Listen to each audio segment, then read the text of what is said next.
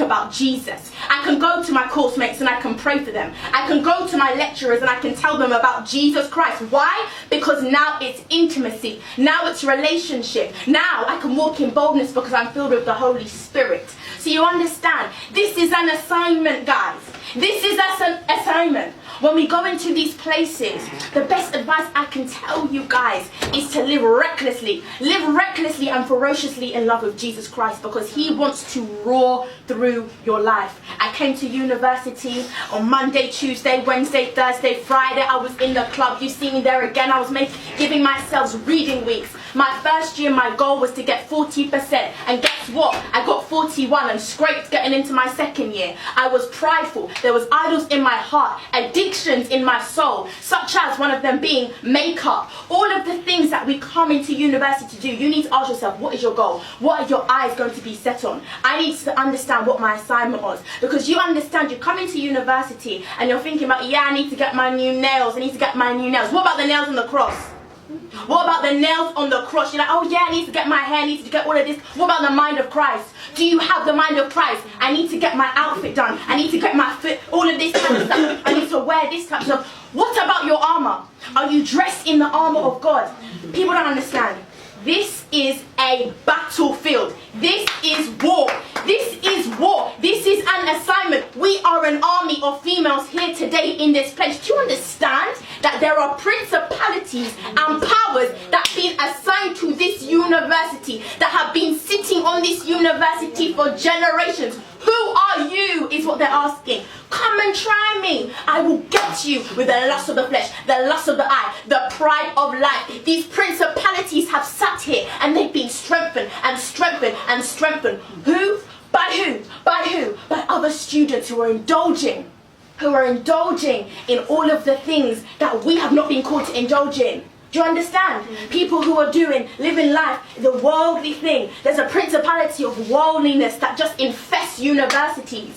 Why? Why do we have this? Because we're called to be alive. Because we're called to come into this place and conform it to the image of Jesus Christ. We're called to be lights, guys. We're called to come into places. This is the thing, okay. This is the thing. We come to university and we're like, oh yeah, uni, what can I offer? These types of things. Do you know who you are?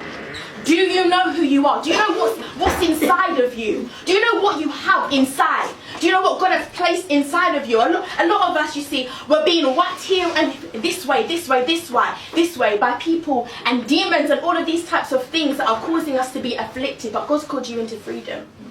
God's actually called you into freedom. He's called you to, he's brought you here. He's brought you here to this place so that he can break anxiety off you. He's brought you to this place so that he can break depression out of your life. He's put you in difficult situations, not so that you can be defeated, but so that you can slay your Goliaths in this place.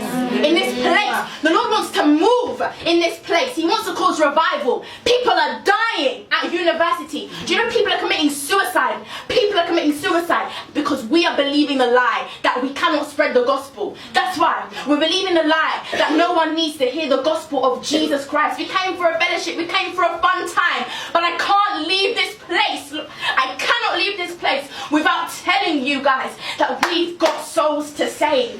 We've got an identity to live in. We've got intimacy to choose. Do you understand? See, the Lord had to break me from wanting attention and allow myself to realize that I have to put the attention back onto Jesus Christ. He has to receive the attention. This isn't a show. It's here to show off who Jesus is. See, I came to university and I was prideful because education had become an idol of my heart. So he had to break me. You see, I was on my bed and I was lying there depressed because I wasn't doing well in my university degree. I was trying to escape from the world. I lay on my bed 5 days. I didn't eat. I didn't wash. I didn't leave my room, and I stayed there in a pity party because of my education. So the Lord used this time that I had at university to show me, these are the idols that you have in your heart. These are the idols that you have in my heart. You are confessing Christian with your mouth, but you don't reveal it through your heart. How can you can you allow education to keep you in bondage when I called you to freedom? So I was living that life when I wasn't doing well in my degree because I wasn't in obedience to God, and I didn't even know that I could ask God what to do with my degree when I came to university, because I thought I knew God, but I didn't know God, because I didn't even know that you could hear from God. I didn't know that he could actually be the Lord of your life. He could actually steer your life. I read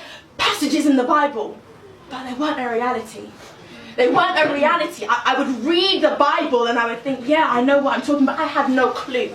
I had no understanding. I had no revelation, and I had no intimacy with the Holy Spirit. This time that you have here is to cause you to be intimate with the Holy Spirit. We can't come to these fellowships and leave university and be the same and allow all of these things to keep us oppressed, because I was in that place and the only thing that kept me going was my worship. The only thing that kept me going was my prayer.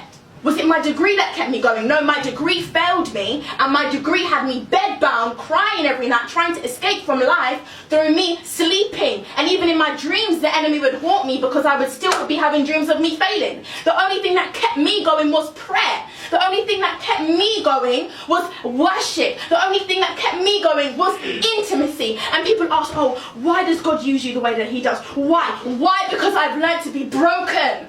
I've learned to be broken in his presence. Some of us, we come to these fellowship events, but you won't catch us one-on-one in intimacy with Jesus when we're in our rooms. We come to these fellowship events and we won't tell God about our problems. We won't submit things to him, and then we want to do this and we want to do this, and we say, God, you're the Lord of my life. No, he's saying, I'm not the Lord of your life. Who am I to you? Who am I to you? So I've come here today to tell you that it wasn't until I submitted my will to the Father's will that he turned my university testimony around.